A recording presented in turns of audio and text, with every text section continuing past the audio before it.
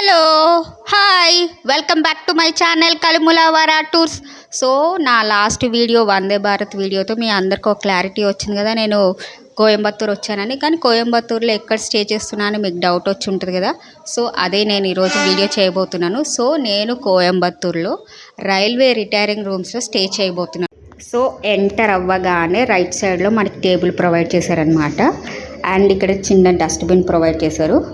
So చూడండి, bed చాలా బాగుంది కదా, ఒక్కరికి చాలా ఎక్కువ అసలు బెడ్ అయితే.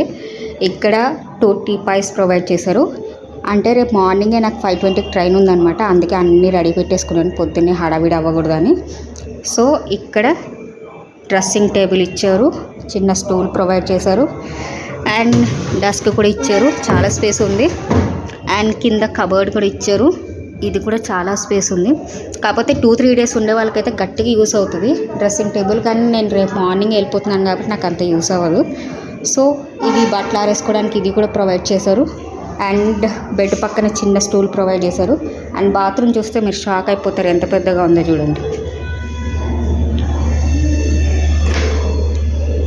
2 బకెట్స్ అండ్ ఇక్కడ 2 జగ్స్ కూడా ప్రొవైడ్ చేశారు.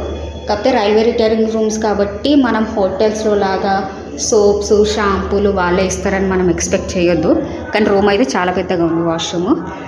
సో ఇది టోటల్గా నాకు రూమ్ కాస్ట్ 12 అవర్స్కి 452 పడింది అనమాట.